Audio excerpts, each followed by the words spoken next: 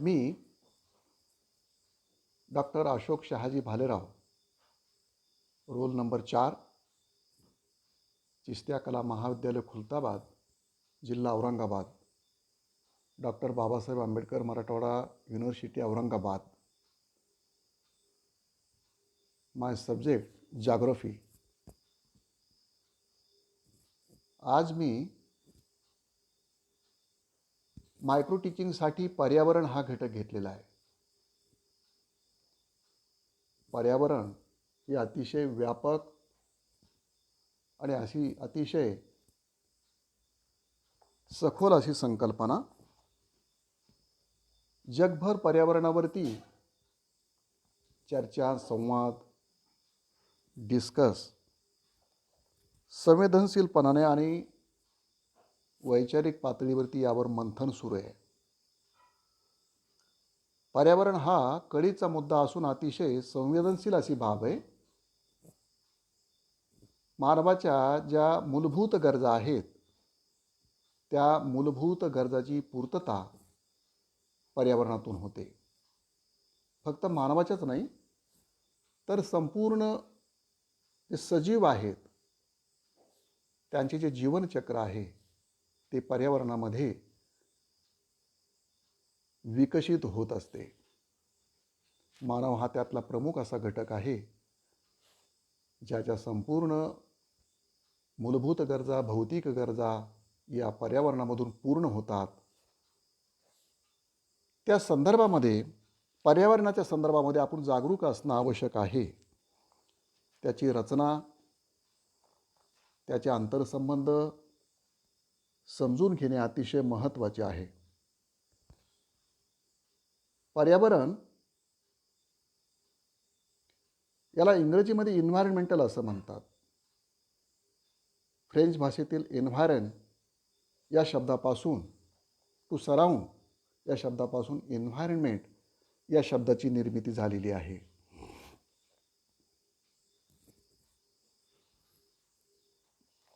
पृथ्वीच्या सभोवतालील वातावरण म्हणजे पर्यावरण अशी एक सर्वसाधारण व्याख्या केली जाते.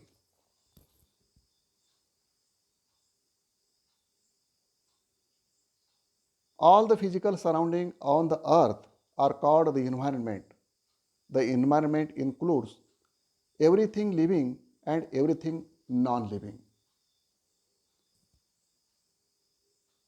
पर्यावरणाच्या संदर्भामध्ये काही तज्ज्ञांनी, विचारवंतांनी व्याख्या मांडलेल्या आहेत. त्यापैकी फंक, वॅग्नल्स यांच्या मते environment means the external circumstances, conditions and things that after the existence and development of an individual organism or group. फंक आणि वॅग्नल्स यांच्या मते. तर दुसऱ्या व्याख्येमध्ये आपल्याला जॅकी स्मिथ असं म्हणतात, environment means the sum of physical, chemical and biological conditions experienced by an organism, including climate, soil, water, light, neighboring vegetation, individuals of its own sort, and members of other species. Environmental conditions vary according to the time of the day, season, weather, and other factors. अशा पद्धतीनं या तज्ज्ञांनी या व्याख्या आपल्याला केलेल्या आहेत की पर्यावरणामध्ये जे सजीव आहेत, जे निर्जीव घटक आहेत, यांची स्पेसिफिक अशी रचना निर्माण झालेली त्यांच्या आंतरसंबंधातून, ज्याला परिसंस्था असे म्हणतात. याचे पर्यावरणाचे दोन प्रमुख मुख्य असे भाग पडतात. एक नैसर्गिक पर्यावरण आणि दुसरे म्हणजे सांस्कृतिक पर्यावरण. नैसर्गिक पर्यावरणामध्ये ज्या घटकांची निर्मिती निसर्गतः झालेली आहे, प्राकृतिकदृष्ट्या झालेली आहे, त्या घटकांचा नैसर्गिक पर्यावरणामध्ये समावेश होत असतो. त्या प्रत्येक घटकाचं महत्त्व पर्यावरणामध्ये आहे. त्यापैकी नंबर 1 जॉग्राफिकल लोकेशन, भौगोलिक स्थान. पर्यावरणामध्ये प्रत्येक स्थान हे वैविध्यपूर्ण असतं. प्रत्येकाची वैशिष्ट्ये वेगवेगळे असतात आणि स्थानानुसार म्हणजे पर्यावरणावरती या घटकाचा असा परिणाम होत असतो की त्या स्थानाच्या परिणामानुसार तेथील सजीवांची निर्मिती आणि त्याचं डेव्हलपमेंट ठरलेलं असतं. जॉग्राफिकल लोकेशन हे पठार असेल, पर्वती भाग असेल, मैदानी भाग असेल, खोऱ्याचा भाग असेल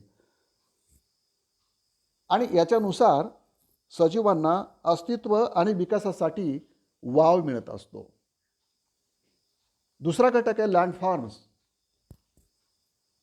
भूमीचे स्वरूप कसं आहे? अनेक प्रकारचे लँडफॉर्म्स आहेत.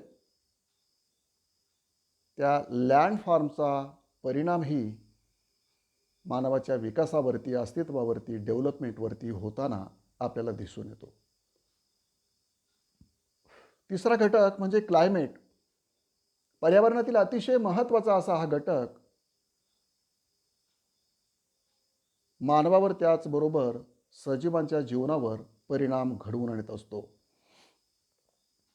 पर्यावरणाचा परिणाम वनस्पती, खडकावर, मृदेवर, सजीवांच्या जीवनावर डायरेक्टली होत असतो. तेथील हवामान कसं आहे? उष्ण आहे का थंड आहे, समशीतोष्ण आहे, त्यानुसार तेथील वनस्पतीचा प्रकार, त्यांचं अन्न, त्यांचे राहणीमान, मानवाच्या चालीरीती, सांस्कृतिक जीवन ठरत असतं. क्लायमेट हा एक नियंत्रक घटक आहे. उद्योग, व्यवसाय अशा अनेक सर्वांगीण बाबीवर हवामानाचा परिणाम होत असतो. मानवी विकासाच्या इतिहासामध्ये हवामानाला अतिशय महत्त्वाचं असं स्थान आहे. पुढील घटक म्हणजे सॉईल, मृदा. खडकाचा मूळ घटक, खडकाची रचना, तेथील हवामान, तापमान याचा परिणाम होऊन मृदा निर्मिती होत असते आणि त्या मृदेमध्ये सेंद्रिय आणि असेंद्रिय अशा घटक द्रव्यांचं प्रमाण असतं आणि त्यावरून त्या मृदेची सुपीकता, तिचा पोत, तिची रचना ठरत असते. आणि मृदेचं ह्या अशा घटकानुसार विषम स्वरूपाचं वितरण आपल्याला पाहायला मिळतं. ज्या प्रदेशामध्ये सुपीक मृदा असेल त्या ठिकाणी मानवी विकास हा चांगल्या पद्धतीनं झालेला दिसतो. म्हणजे मृदेचा, वनस्पती प्रकारांचा, मानवी जीवनाच्या विकासाचा संबंध मृदेशी संबंधित आहे. पुढील घटक प्लॅन्ट्स, वनस्पती. पृथ्वीच्या पृष्ठभागावर पर्यावरण संतुलित ठेवण्यासाठी वनस्पती अतिशय महत्त्वाची भूमिका पार पाडतात. वनस्पतीचं प्रमाण कसं आहे त्यावरून प्राणी, पशु, पक्षी आणि मानवाचे आर्थिक व्यवसाय ठरलेले आहेत. पुढील मुद्दा म्हणजे पुढील घटक महत्त्वाचा ॲनिमल. प्राणी, वन्य प्राणी आहेत.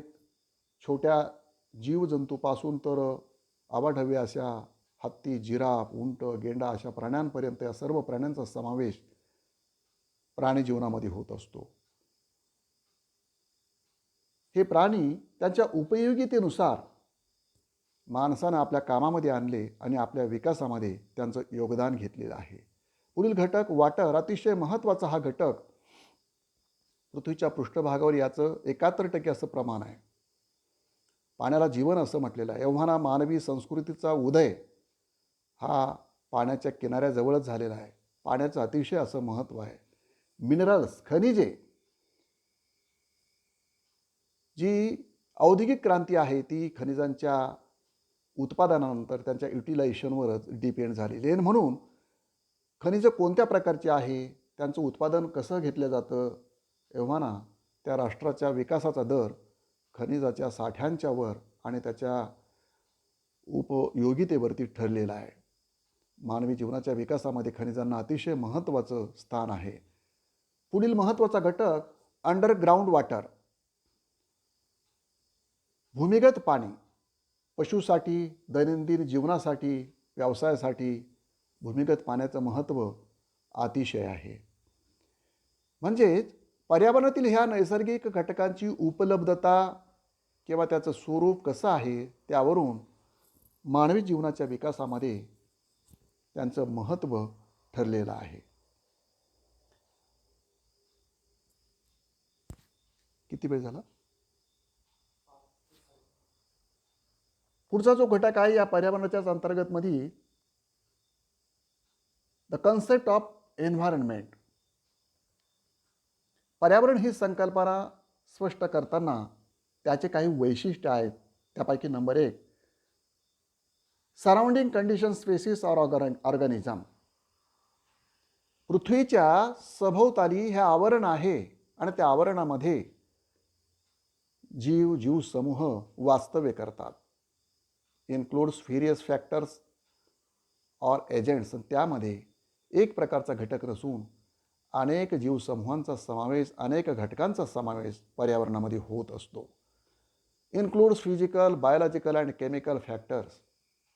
प्राकृतिक घटक आहेत, जैविक घटक आहेत, रासायनिक घटक आहेत आणि यांच्या आंतरसंबंधातून वेगवेगळ्या रचना, वेगवेगळ्या परिसंस्था निर्माण झालेल्या आहेत.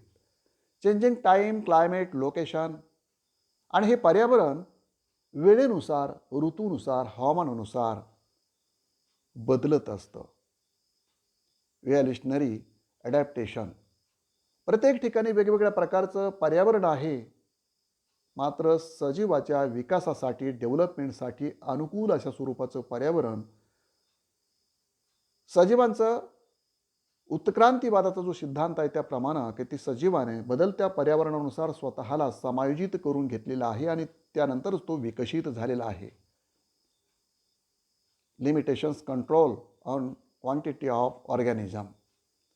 या पर्यावरणामध्ये जीवसमूहांच्या संख्येवरती असा कंट्रोल आहे पर्यावरणाचा नैसर्गिकरित्या. कुठल्याच घटकाचा अति त्याची वाढ किंवा त्याची संख्या वाढत नाही, तर नैसर्गिकरित्याच ती त्याचं समायोजन किंवा स्थिरीकरण केलं जातं.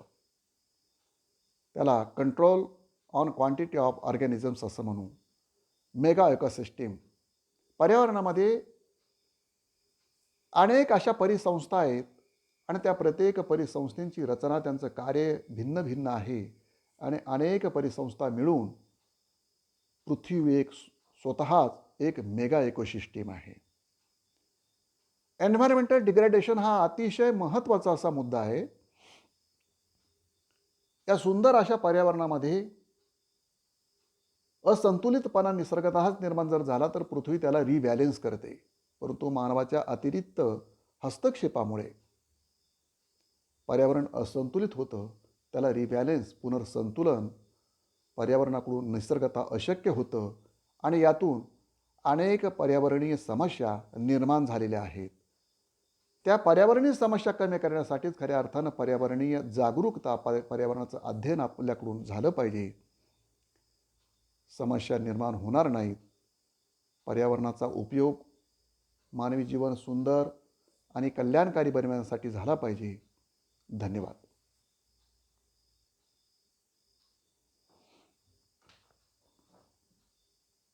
बंद कसं करायचं?